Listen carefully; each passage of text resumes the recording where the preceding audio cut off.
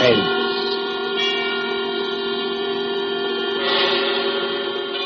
Tonight, Columbia brings you as guest star Hollywood's genial character actor, Stuart Irwin. The story is by the author of The Thin Man and the Maltese Falcon, Dashiell Hammett, one of America's acknowledged masters of the art of suspense. Suspense is compounded of mystery and intrigue and dangerous adventure.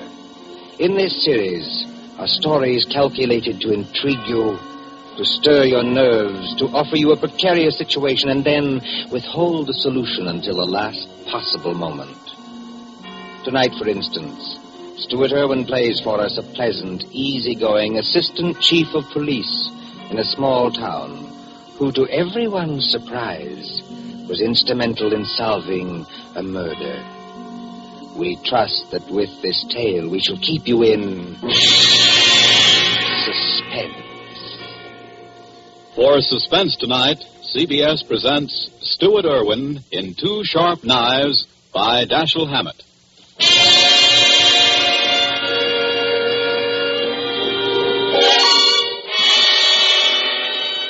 Shortly after 2 a.m., a poker game had just broken up at Ben Camley's, the doctor coroner of Deerwood City. Scott Henderson, Deerwood's chief of police, and Wally Shane, his assistant, were standing outside. Where are we heading for, Scott? Let's walk across the street, Wally. Railroad station. Gee, aren't you afraid of the excitement, Chief? Don't you think that watching the 211 come in is apt to be too much for your blood pressure? Well, if it is, Wally, you can always carry on. You've been a pretty good imitation of an assistant to me for some time now. Yeah? Yeah. If anything happens to me, you'd be the chief. Don't worry. It won't be any harder for you to fool the public as chief. Hi, Elmer. Howdy, Scott. Hello, Wally. Kind of late for you boys to be around, ain't it? No, I don't know. We sort of figured we'd put the town to bed tonight. How's the 211? On time? Right on the nose. She ought to be blowing for the bend in just about 3 seconds now. Yep. What'd I tell you? It's her now. You expecting anyone on her, Scott? No, Elmer, I'm not expecting anyone. Wally and I just thought we'd come over and watch you come in, that's all. You know, Elmer, you never can tell who might get off, though. Dick Turpin, Henry Morgan, Jesse James, Jack the Ripper, or 6 officers of Murder Incorporated, or even your Aunt Gussie. I guess you're right, Wally. Well, here she be. Pardon me, gents, but I gotta be rolling the wagon out to the baggage car.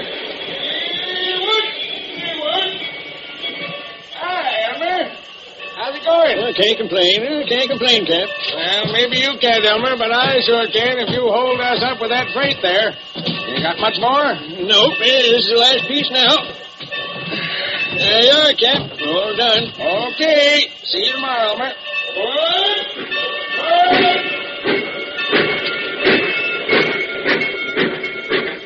Hey, Scott, do you see what I see? I mean, do I see the man who just got off that train? The answer's yes. Well, he's a ringer for the guy we got a picture of. That is the guy. Well, then, what do we do now? We take him, Wally. My car's at the corner of the alley. But, Scott... We'll tail him up the street. Okay, Scott. There he goes now, over toward the taxi stand. Come on. Let's follow him.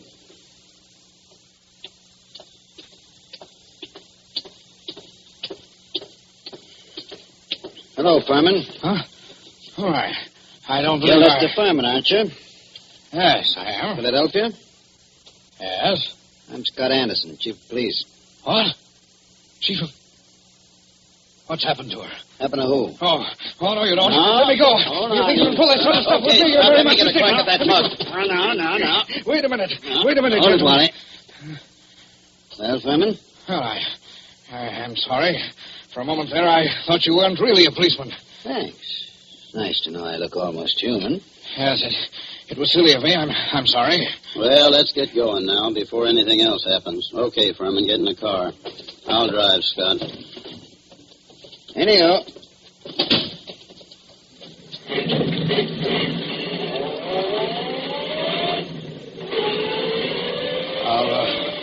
Are you taking me to police headquarters? That's right. What for? Philadelphia? I don't think I understand. You understand that you're wanted in Philadelphia for murder, don't you? Murder? Why, That's ridiculous. Who told you that? Well, it's a cinch he didn't make it up. But wait, there must be Take it something... easy now. Just wait till we get down to headquarters. And I'll show you what I mean.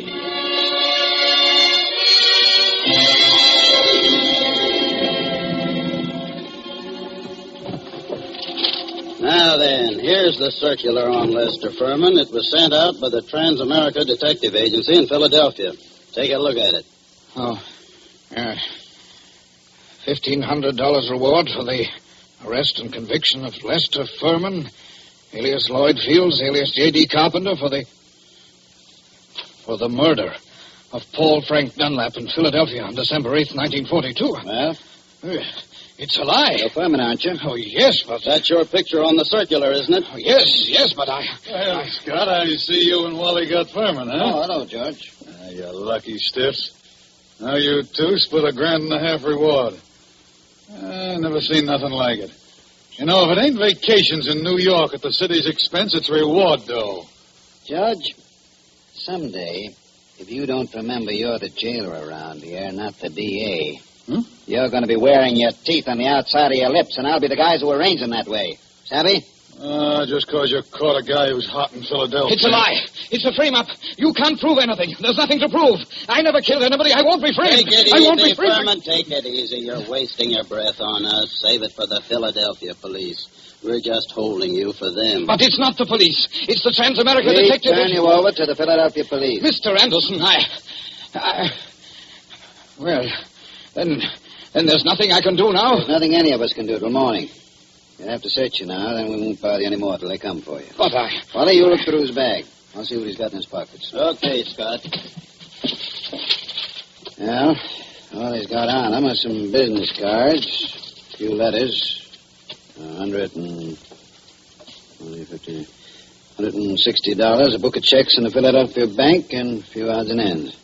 What's with the bag, Wally? Not much. A couple of changes of clothes, some toilet articles, and... Oh, here's a .38. Loaded. Pretty little thing, isn't it? Okay, put those things in what I got in the vault. All right, George. You can take Furman now and lock him up. This is the most ridiculous Come thing on, darling, come on. We ain't had nobody in our little hooskull for 3 days running. There you are. You'll have it all to yourself. Just like a sweet at the Ritz. But Go on, in you go. I tell you, you're making a mistake. I demand to be allowed to get in touch with my lawyer. Hey, how about you boys cutting me in on a little of that blood money, huh? Oh, sure, George, sure. I'll forget all about that $2.5 you've been owing me for 3 months. Make Furman as comfortable as you can, George. Take good care of him. He's valuable, huh?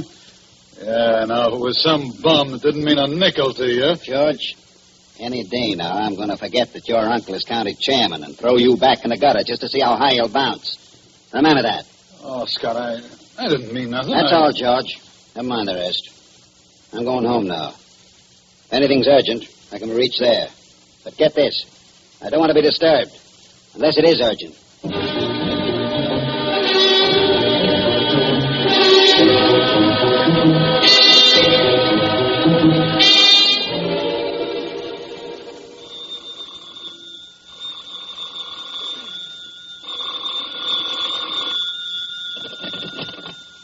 Hello. Scott, this is Wally. Yeah, Wally, what time is it? It's 5 after 6 in the morning, and you'd better come right down, Scott. That fellow Furman's hung himself. What? Furman hung himself? Yep, by his belt, from a window bar. Deader than a mackerel. I'll be right in, Wally. Phone Doc Camsley and tell him I'll pick him up on my way down. No doctor's going to do Furman any good, Scott. Well, it won't hurt to have him looked at. You'd better phone the chronic court at Douglasville, too, and file a routine report.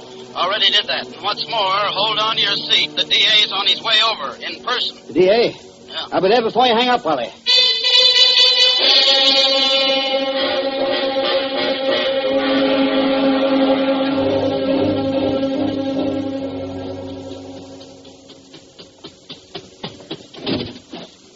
Come on in, Chief. Ted Carroll, the DA's here, and he's plenty hot under the collar. What's he burning about? Oh, he's just mad. Running up quite a phone bill on us, too. Been calling Philadelphia every couple of minutes since he got here. What kept you so long? I couldn't get the car started. Well, let's go in and see the old buzzer. Oh, Ted? Listen, Scott, what is all this? Oh, what? There's some funny business going on here. What's funny about it? Man hangs himself. Just another case of suicide. Sure, it was suicide. But I just telephoned Transamerica. Dug a guy out of bed there. And he said they'd never sent out circulars on Furman. Didn't know about any murder he was wanted for. All they could tell me about him was he used to be a client of theirs. I don't know what to say, Ted. I don't either. Oh, a fine chief of police you are. What on earth kept you so long? Car stall. Came as quick as it could. Ain't you so crabby, Ted? Nothing. I guess it's just the district attorney and... Ah, now, come, gentlemen. Nobody'd know you two are staunch admirers of each other. Okay, Wally. Tell me, what do you make of it? Well, there's plenty wrong, Scott. First, that Transamerica thing. They never sent out circulars about Furman. And now, get this. I talked to the Philly police just before you came in.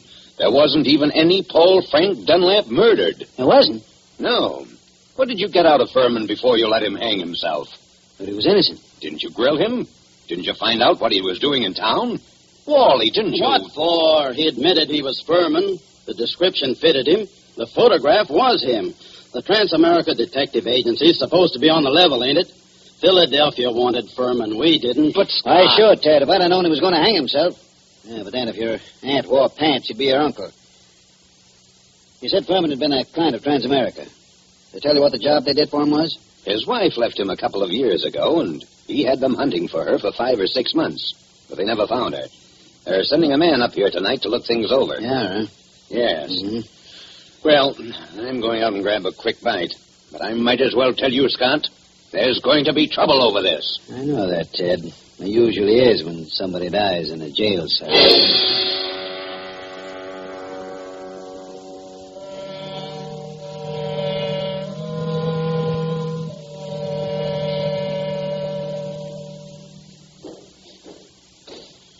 Well, so what's become of that 1,500 fish now, huh, Scott? What happened there last night, George? Nothing. Furman hung himself. Did you find him? Uh-huh. Wally took a look in here to see how things was before he went off duty, and he found him. You were asleep, I suppose. Well, I was catching a nap, I guess, but everybody does that sometimes, Scott. Even Wally sometimes when he comes in off his beat between rounds. Yeah, but I always wake up when the phone rings or anything. Oh, sure. Well, suppose I had been awake. Can't hear a guy hanging himself, can you?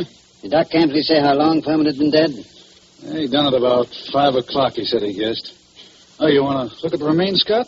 They're over at Fritz's undertaking parlor. Not now. Hey, and speaking of firemen, what are you going to tell the guys from Transamerica when they show up here tonight?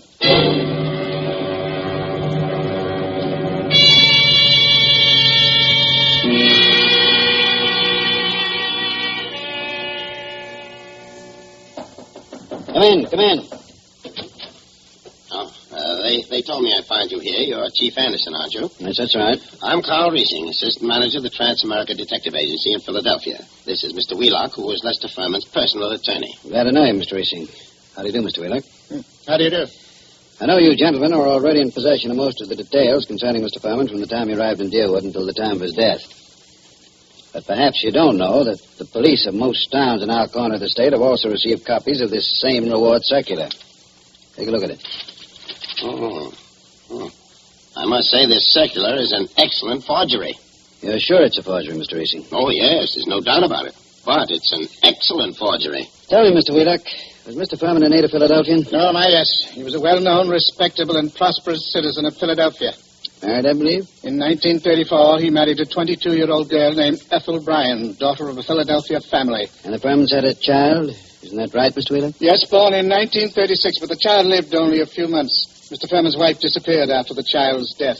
What year was it that she disappeared? Mr. Riesing should remember that. His agency worked on the matter. Oh, I remember it well. Mrs. Furman disappeared in 1937. We never heard anything of her again, although Furman spent a lot of money trying to locate her. What did she look like, Mr. Racing? In just a moment. I have a picture of her right here in my briefcase. Here it is.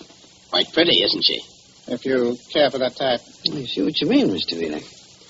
Well, she's attractive as that.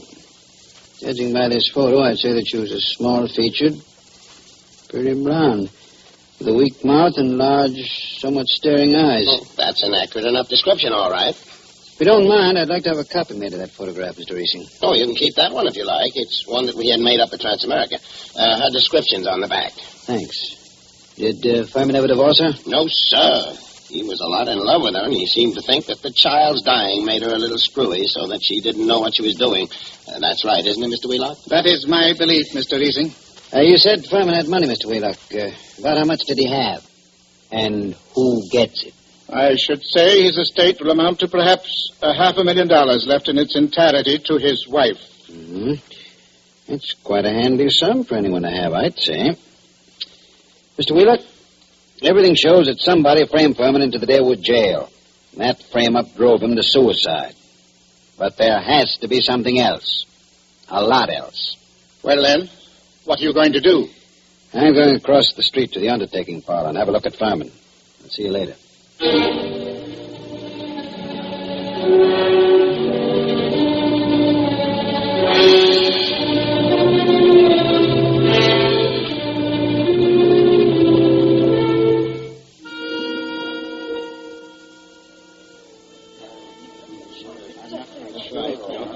Hello, Doc. Hi, Scott. I figured you'd come over here to the undertaker's pretty soon. What's in your mind, Doc? Let's get out of this crowd. I want to tell you something. I just got rid of 2 guys in my office. Let's go back there. Suits me. 2 of those bruises showed, Scott. What bruises? Furman. Well, up under the hair, there were 2 bruises. Why didn't you tell me? I'm telling you now, Scott. You weren't here when I made my examination. This is the first time I've seen you since then. Why didn't you spill the stuff about Furman's bruises when you were testifying at the inquest, Ben? I'm a friend of yours. Do I want to put you on a spot where people can say you drove this champ to suicide by third-degreeing him too rough? You're nuts. How bad was Furman's head? Well, Scott, that didn't kill him, if that's what you mean. There's nothing the matter with his skull. Just a couple of bruises nobody would notice, unless they parted the hair. Thought you ought to know, though. Yeah. Thanks, Ben.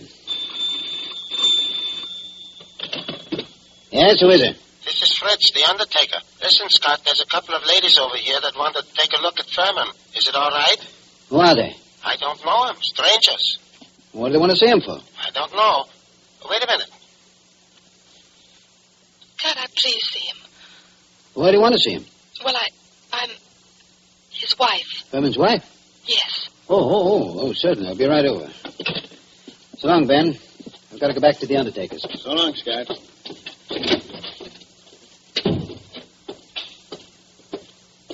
Hey, Scott. What do you want, Wally? I want to talk to you a minute. Over here where we won't be seen. Okay, what is it? A couple of dames came into Fritz's undertaking place just as I was leaving. One of them's Hotshot Randall, a babe with a record as long as your arm. She's one of that mob you had me working on in New York last summer. Does she know you? Sure, but not by my right name. She thinks I'm a Detroit rum runner. I mean, did she recognize you just now? I don't think she saw me. Anyway, she didn't give me a tumble. You don't know the other one? No, she's a blonde, kind of pretty. Okay, Wally. Stick around a while, but stay out of sight. Maybe I'll be bringing these dolls back with me. Whatever you say, Chief.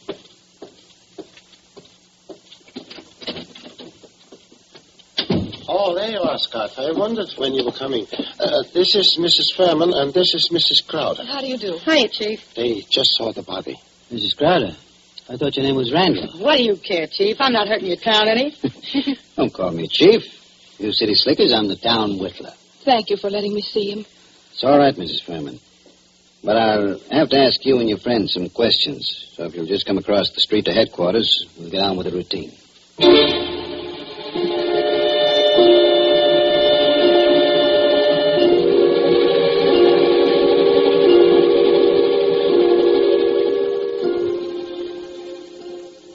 Before I ask any questions, I want to tell you something.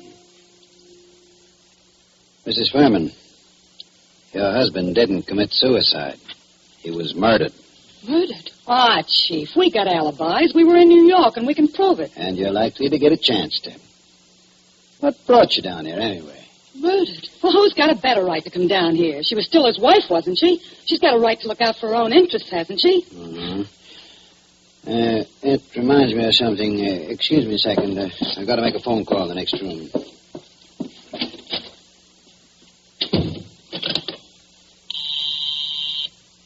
Officer Hamill speaking. This is Scott. Yes? Is Wally around? No, he's not here. He said you told him to keep out of sight. I'll find him for you, though. Right. Tell Wally I want him to go to New York tonight. Send Mason home to get some sleep. He'll have to take over Wally's night trick. Oh?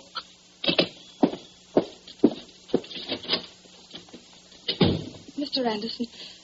Anderson, do you think I had anything to do with with his death? I don't know, Mrs. Furman. I know he was killed. I also know he left you something like $500,000. Wow. Dollars? Dollars. All right, Chief. Let's stop clowning. The kid here didn't have a thing to do with whatever you think happened. No? No. We read about Lester Furman committing suicide in yesterday morning's paper, and about there being something funny about it. And I persuaded her she ought to come down to Mr. Anderson, I wouldn't have done anything to hurt Lester. I left him because I wanted to leave him. I wouldn't have done anything to hurt him for money or anything else. Had I wanted money from him, I would only have had to ask him for it. That's the truth, Chief. For years I've been telling Ethel she was a chump not to tap him. But she never would. I wouldn't have hurt him. Why'd you leave him then? Oh, I don't know how to say it. The way we lived wasn't the way I wanted to live. I wanted... Oh, I don't know what. Anyway, after the baby died, I couldn't stand it anymore. Excuse me. Hello? Oh, yeah, Hammer? You gave Wally the message? Yes, I want him to go to New York tonight. Okay, where is he? Home? He is home, huh? Okay, thanks. Mrs. Furman, this circular that got your husband in the jail. Did you ever see that picture before? No. Well, it can't be. It's a snapshot I have. It's an enlargement of it. Who else has one? Nobody that I know of. I don't think anyone else could have one. You still got yours? Yes. Don't remember whether I've seen it recently. It's with some old papers and things. But I must have it. Well, Mrs. Furman, it's stuff like that that's got to be checked up. Neither of us can dodge it. Now, there's two ways we can play it. Yes? Miss Furman, I can hold you here on suspicion until I've had time to investigate things. Or I can send one of my men with you to check up in New York. Yes? I'm willing to do that if you'll speed things up by helping him all you can. If you promise you won't try any tricks. I promise. I'm as anxious as All you right, are. all right. How'd you come down? We drove down. We got a great big car. That's my car, see? That big green job across the street. Yeah. And my man can ride back with you, but no funny business. Oh, don't worry, Chief. Come on. We're going to see Wally Shane, the man who's going to drive to New York with you.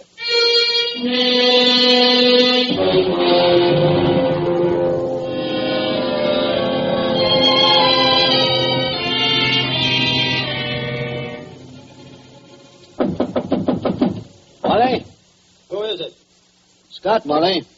Come in. Ladies first. Harry.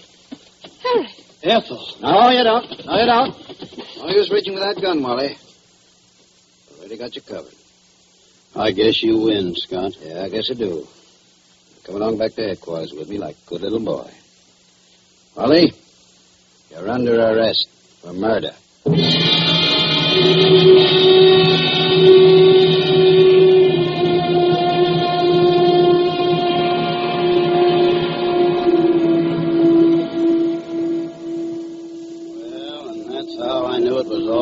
Scott, the minute I saw those two dames going into Fritz's. Then when I was ducking out of sight, I ran into you, and I was afraid you'd take me over there with you, so I had to tell you one of them knew me. Figured you'd want to keep me under cover for a little while anyhow. Long enough for me to get out of town. Why didn't you get out, Wally? Well, I dropped in home to pick up a couple of things before I scram, and that phone call of Hamill's catches me, and I fall for it. You see, Scott, I figured you're not on to me yet, and are going to send me back to New York to see what dope I can get out of the dames. Well, you fooled me, brother. I never thought you'd fall for that. Then you didn't just stumble into all this accidentally, did you? No, I didn't, Wally. I figured Furman had to be murdered by a copper. The no reward circular was well enough to make a good job of forging one. Incidentally, Who printed that Furman circular for you, Wally? I'm not dragging anyone in with me. It was only a poor mug that needed dough. Okay, Wally. You see, I knew only a copper would be sure enough of the routine to know how things would be handled. Only one of my coppers would be able to walk into Furman's cell, bang him across the head, and string him up on the... Those bruises showed, you know, Wally. They did? I guess I should have wrapped 2 towels around that blackjack. No, geez, Scott. I seem to have slipped up on a lot of things. So that narrows it down to my coppers and... Well, you told me you knew the Randall woman. There it was. Only I figured you were working with him. What got you like this, Wally? Same thing that gets most saps into jams, a yen for easy dough. I was in New York, see, Scott, working that Dutton job for you, palling around with big-shot racketeers, passing for one of them, and... Yes? Well, I got to figuring that my work takes more brains than theirs, and they're taking in big money, and I'm working for coffee and cakes. That kind of stuff gets you, Scott. Anyway, it got me. Mm-hmm. Then I ran into this Ethel Furman, and she goes for me like a house afire. I liked her, too, see, so that's dandy. But one night she tells me about how much dough her husband's got and how he feels about her, and I get to thinking... Thinking what? I think she's nuts enough about me to marry me. So I got to thinking, suppose he died and left her his role. Mm-hmm. I see. So I run down to Philly a couple of afternoons and look Furman up, and everything looks fine. I took my time working out the details, meanwhile writing to her through a fellow in Detroit. Go on. Finish one. Well, I decided to do it. I sent those circulars out to a lot of places, not wanting to point too much to this one. And then when I was ready, I phoned Furman, telling him to come to Deerwood Hotel that night. And sometime before the next night, he'd hear from his wife, Ethel. I knew he'd fall for any trap that was baited with her. Only I guess I'm not as sharp as I thought I was, Scott. Maybe you are, Wally. Maybe you are. That doesn't always help. Old man Camsley, Ben's father, used to have a saying, to a sharp knife comes a tough steak. Well, sorry you did it, Wally. I always liked you. I know you did, Scott. I was counting on that.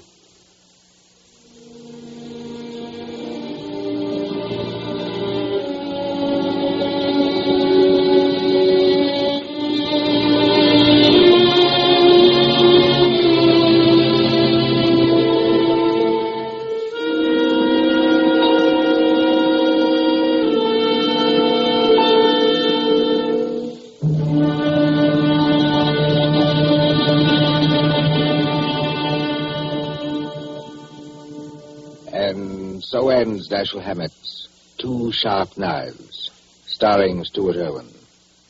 Tonight's story of Suspense. Columbia presents these tales of mystery and intrigue and dangerous adventure for your relaxation and enjoyment. Next week, Suspense will not be heard because of a special holiday broadcast. Columbia's review of the events of the year, 12 crowded months, which has been scheduled. On the following Tuesday, January 5th, there'll be another in this series. Same hour, 9:30 Eastern Wartime.